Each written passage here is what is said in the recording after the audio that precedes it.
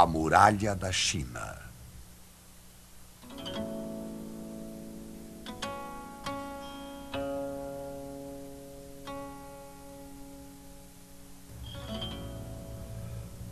Do outro lado do mundo, um novo imperador projetou uma linha de pedra cortando a face da terra, que seria construída pelas mãos do homem em um enorme pedaço de terra. Como se dissesse até para os deuses: esta é minha terra, não se aproxime.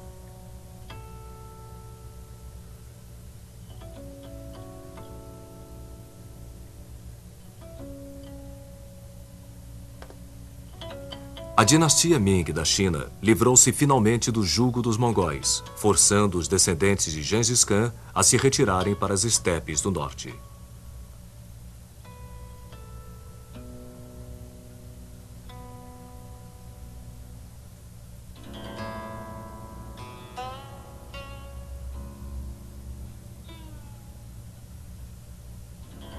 China, o Império do Meio, era de novo governada por um imperador chinês.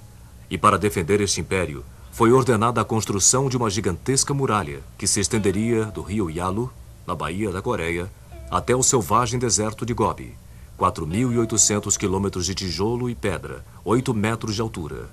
A mais longa construção jamais realizada pelo homem e talvez a única estrutura visível do espaço.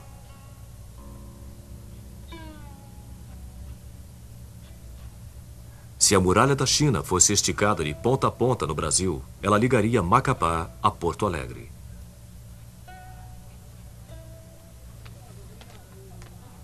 A Grande Muralha da China, que vemos hoje, é a mesma que foi construída durante a dinastia Ming, que começou antes mesmo do nascimento de Cristóvão Colombo no século XV.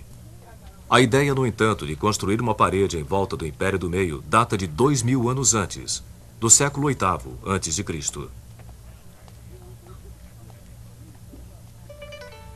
Nesta época, a China vivia um caos. Estados hostis lutavam entre si e contra tribos nômades que tentavam invadir pelo norte. Durante centenas de anos, uma sucessão de paredes em barro foram construídas entre montanhas e ao longo dos vales com o objetivo de manter afastados vizinhos hostis. Todo este esforço, no entanto, era em vão. Mas no ano 221 a.C., um homem unificou a China e se proclamou o primeiro imperador, Qin Shi Huangdi. Em seu breve reinado de 12 anos, Qin Shi Huangdi ligou os milhares de quilômetros de antigas paredes em uma massiva muralha para a defesa militar contra os bárbaros. Um cinturão em torno de uma nação. Esta grande muralha simbolizaria a China para sempre. Ferozmente protetora, hostil a estrangeiros, prodigiosa por seu trabalho. Um povo unificado.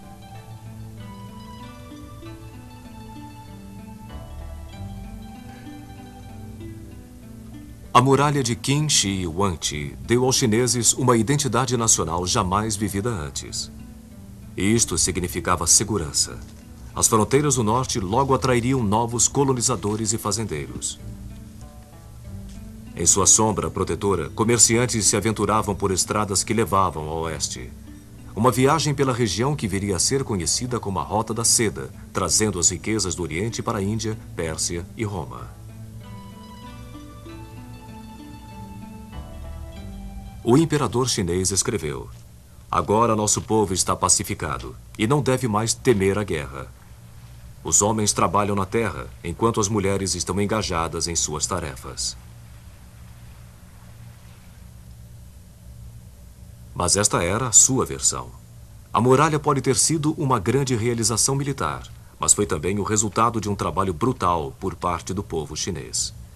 800.000 soldados, trabalhadores cativos e prisioneiros foram forçados a trabalhar para erguer a muralha. Criminosos enfrentavam uma punição a mais. Suas cabeças eram raspadas, suas faces escurecidas e colares de ferro eram colocados em seus pescoços. Nesta situação eram enviados a províncias distantes para buscar matéria-prima. Um cronista escreveu: valas ao lado de estradas eram preenchidas com corpos de homens que foram forçados a ir para a construção da grande muralha. E quando homens não podiam mais ser encontrados, suas viúvas se juntavam à marcha. A história de uma das viúvas se transformou em lenda. Aqui, nos limites leste da muralha, perto do Mar da China, um templo foi erguido em homenagem a Meng Jiannu. Meng, a história conta, foi atrás de seu marido que havia sido mandado para construir a muralha.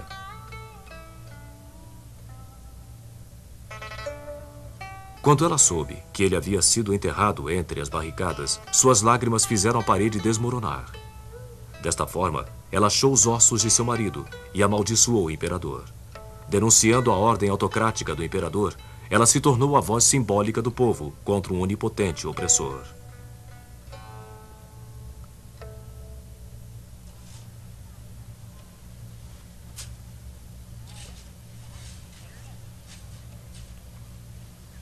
Muito pouco da muralha de Qin Shi Huangdi ainda existe hoje em dia. Esta fortificação de pedra é resultado de 200 anos contínuos de recuperação e obras durante a dinastia Ming.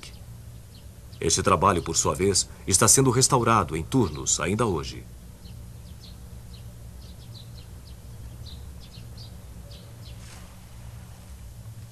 A muralha atravessa metade da China, subindo montanhas inclinadas e protegendo vales, engenhosamente transformando terrenos desfavoráveis para a guerra em vantagem tática.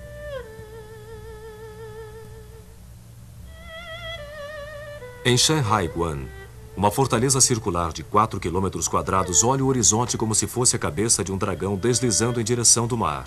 Um fosso de 8 metros de profundidade protege este portão chamado de o primeiro passo para o paraíso.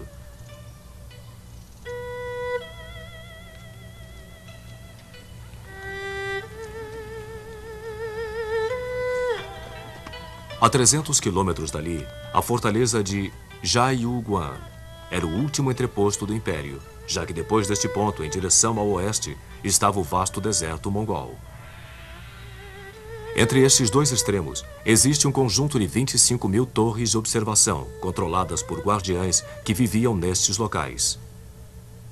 Quando atacados, eles mandavam informação sobre as tropas inimigas por meio de sinais de fumaça durante o dia e sinais de fogo durante a noite.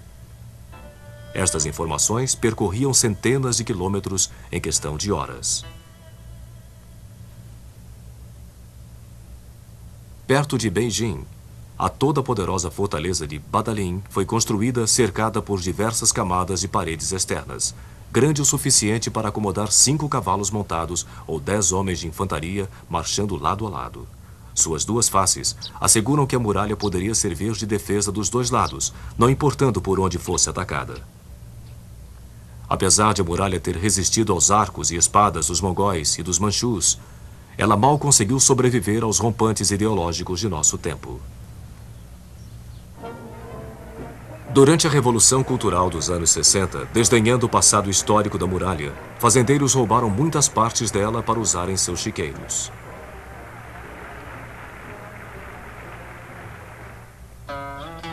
Mas hoje em dia a muralha foi restaurada, não apenas física, mas também figurativamente, de acordo com o papel que ela teve na história nacional da China.